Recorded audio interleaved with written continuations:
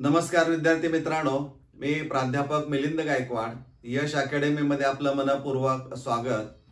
11वी online प्रवेश प्रक्रिया सुरू झाल्यापासून अनेक वेगवेगळ्या गोष्टी कानावर येत आहेत. त्यामुळे असं वाटतं की ऐकावं ते नवलच. प्रत्येक वेळी वेगळा विषय समोर येताना दिसतोय. त्यामुळे विद्यार्थी आणि पालक आणि त्याचबरोबर शिक्षक हे गोंधळलेल्या अवस्थेमध्ये आपल्याला पाहायला मिळतात. त्यामुळे विशेषतः विद्यार्थी मित्रांना सांगणं आहे की गोंधळून जाण्यापेक्षा ही जी काही प्रवेश प्रक्रिया असणारी आहे याला शांतपणे सामोरे आपल्याला कसं जाता येईल, ती कशा पद्धतीने समजून घेता येईल की जेणेकरून मला 11वी मध्ये प्रवेश मिळू शकेल, या बाबीवर आज खऱ्या अर्थाने मी आपल्याशी सुसंवाद साधणार आहे किंवा चर्चा करणार आहे. म्हणजे ह्या कालावधीमध्ये दोन वेगळ्या पद्धतीच्या क्रिया या विद्यार्थ्याकडून अपेक्षित असणाऱ्या आहेत. त्या नेमक्या कोणत्या आहेत? पहिलं महत्वाचं आहे की या अनुषंगानं आपल्याला डिस्क्रिप्शन बॉक्समध्ये एक लिंक दिली जाईल.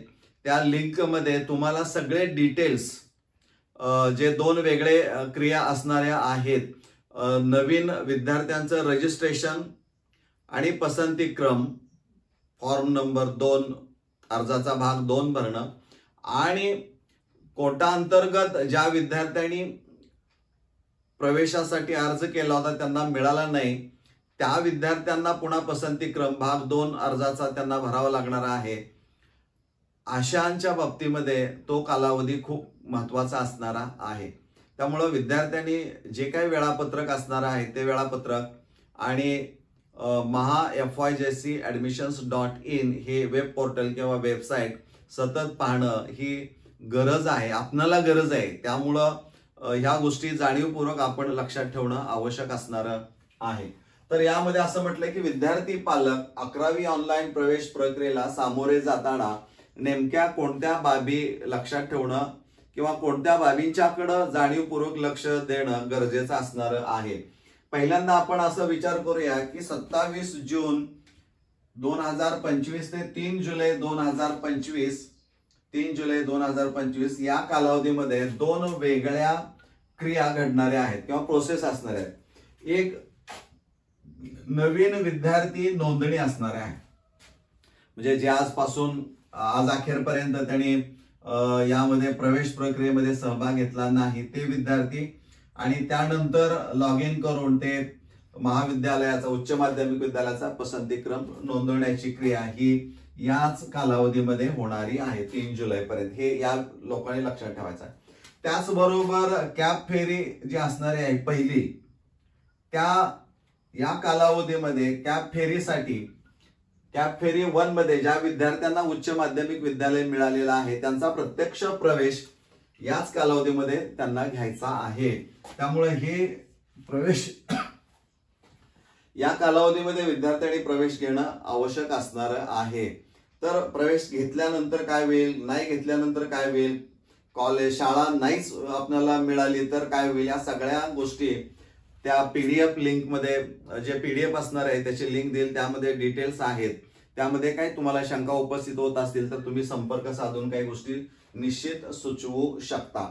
त्यामुळं या दोन्ही प्रोसेस म्हणूया ह्या विद्यार्थ्यांना करावे लागणार आहेत. तो कालावधी सगळ्यात महत्वाचा आहे.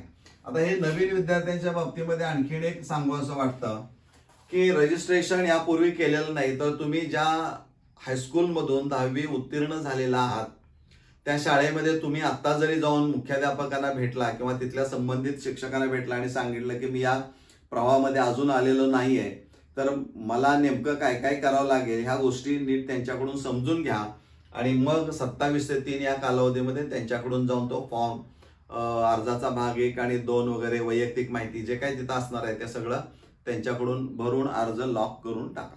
म्हणजे हे खूप महत्वाचं असणार आहे, कारण ते ह्या विद्यार्थ्यांची नावं येणार आहे ती पुढची जी दुसरी फेरी असणार आहे कॅप राऊंड सेकंड, की जी 5 जुलैला त्यांची यादी कोटा विद्यार्थ्यासह जाहीर होणारी आहे. त्यामुळे पसंतीक्रम भरताना कोटा अंतर्गत राखीव जागांच्या बाबतीमध्ये ज्या विद्यार्थ्यांच्या प्रवेश प्रक्रिया म्हणजे प्रवेश मिळालेला नाही त्यांनी पुन्हा ऑप्शन फॉर्म 2 जो असणार आहे तो भरू शकता, ज्यामध्ये अप्लाय फॉर कोटा असणारा आहे. म्हणजे ह्या 2 गोष्टी नीट समजून घेतल्या तर तुम्हाला काही अडचण येणार नाही. शंका अनेक आहेत, याच्यावर मार्ग निघत आहे, परंतु मार्ग काढण्यासाठी तुम्हाला मार्गदर्शन केंद्र कोणती आहेत, मार्गदर्शकांची नावं, याचा एक स्वतंत्र व्हिडिओ आहे, त्यातून तुम्ही संपर्क साधा आणि त्यांच्याशी हितगुज करून माहिती आपल्याला कशी मिळवता येईल त्या दृष्टिकोनातून आपण प्रयत्न करावा असं मला वाटतंय. तर हे नीट समजून घ्या, नीट वाचून घ्या, प्रत्येक गोष्टीचा अर्थ काढा आणि तो काढून मी शक्यतो दिलाय, पण त्या दृष्टीनं आपण हे प्रयत्न करणं आवश्यक असणार आहे. कालावधी खूप वाढतोय हे निश्चितच आहे, याच्याबद्दल काही शंका नाही, पण अडचणी असताना आपण मार्ग काढणं मला गरजेचं वाटतंय, म्हणून हा व्हिडिओ तुमच्यासाठी अपलोड करत आहे. धन्यवाद.